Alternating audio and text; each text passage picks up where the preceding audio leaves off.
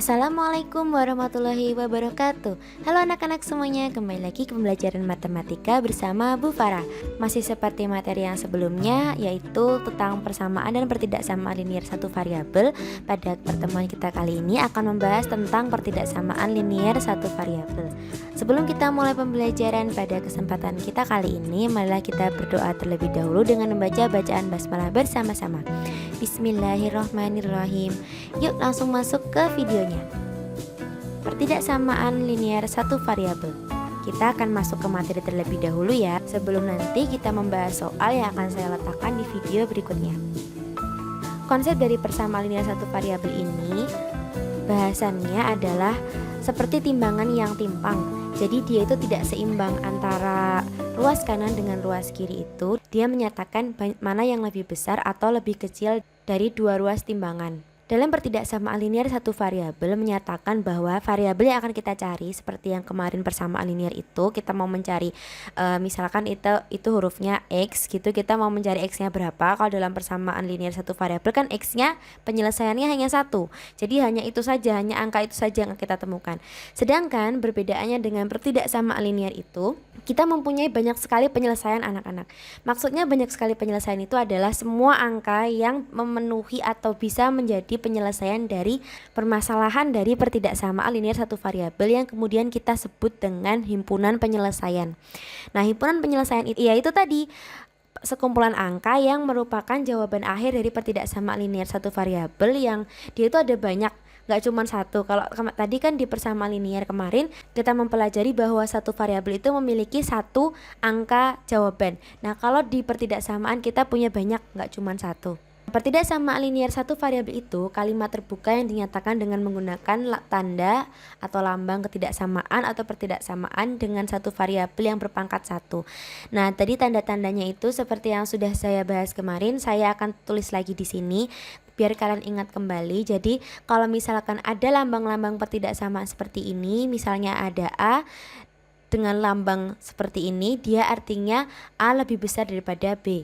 Kalau yang ini berarti A lebih kecil daripada B, yang ini A lebih besar atau sama dengan B. Jadi di sini nanti A itu penyelesaiannya bisa lebih besar daripada B atau sama dengan B malahan. Jadi sama kayak persamaan, cuman ini penyelesaiannya nggak cuma satu. Nah, sama juga dengan yang ini, cuman dia itu ada yang penyelesaiannya lebih kecil daripada B, ada yang sama dengan B. Seperti itu. Nah, nanti kalau misalkan masih belum paham, kita langsung masuk ke contohnya aja. Dengan A dan B ini sembarang bilangan bulat ya. Jadi A dan B ini adalah sembarang bilangan, sebenarnya nggak bilangan bulat ya, ini seluruh bilangan real ya maksudnya. Nah, contoh bentuk pertidaksamaan linier satu variabel, misalnya ada permasalahan seperti ini ya. Kalian diminta untuk menentukan nilai X jika berlaku permasalahan 3 dikurangi 4X lebih besar sama dengan 19. Nah, di sini kan permasalahannya itu 3 min 4x dia lebih besar. Maka kalau dalam timbangan tuh kayak, nah yang ini ruas kiri ini nanti tuh dia lebih berat gitu loh, lebih ke bawah daripada yang ini. Itu seperti itulah ilustrasinya. Nah, kita kalau mau membaca permasalahan ini tuh dibacanya caranya 3 dikurangi 4x dia lebih besar sama dengan 19. Jadi nanti penyelesaiannya itu dia bisa jadi lebih besar atau lebih kecil daripada satu angka.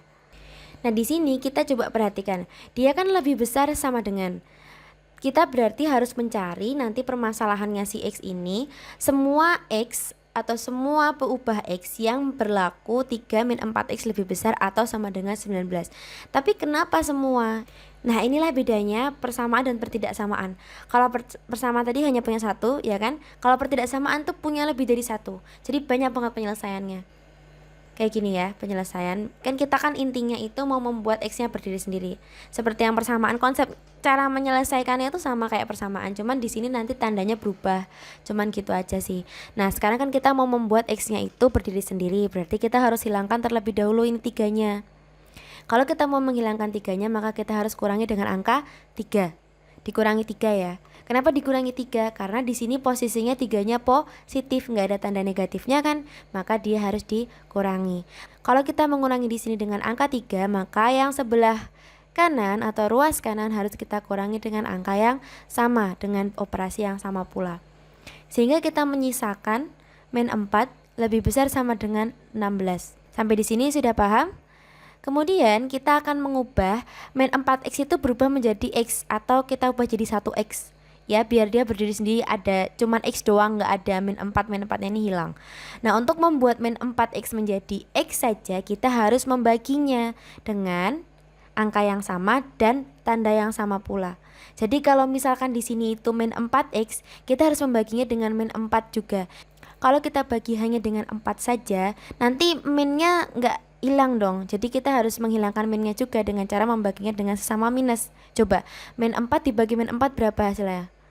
1 kan? Kalau min 4 dibagi 4 hasilnya min 1. Jadi tanda negatifnya juga harus ikut dalam pembagian. Kalau di ruas kiri dibagi negatif 4, maka yang ruas kanan juga harus kita bagi negatif 4. Oke, sehingga kita menghasilkan X lebih besar sama dengan negatif 4. Ya, kan tadi 16 dibagi negatif 4 hasilnya negatif 4 ya. Nah, kita bisa lihat bahwa X ini dia lebih besar sama dengan negatif 4.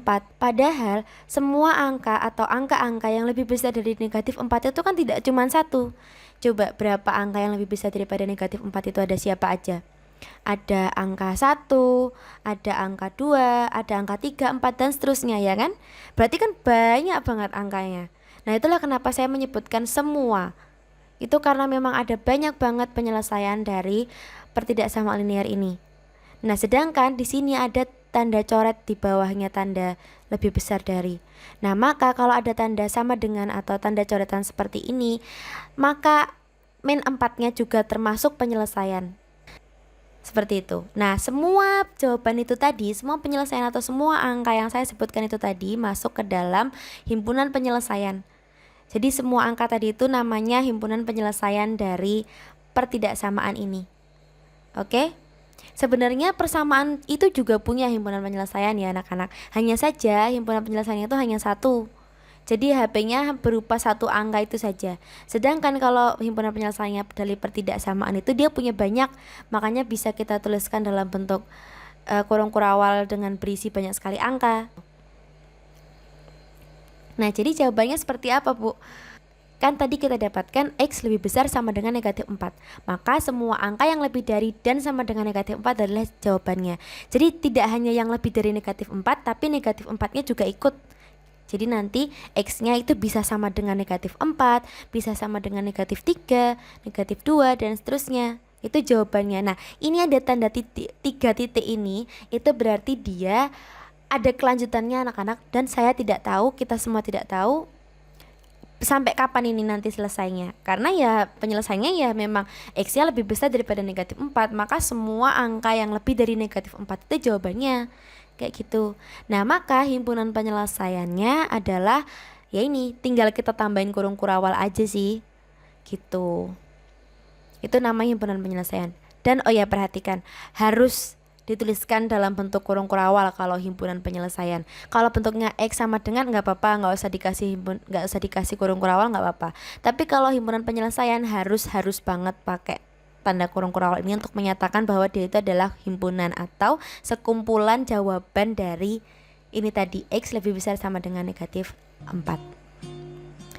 Nah, sampai di sini dapat dipahami atau belum?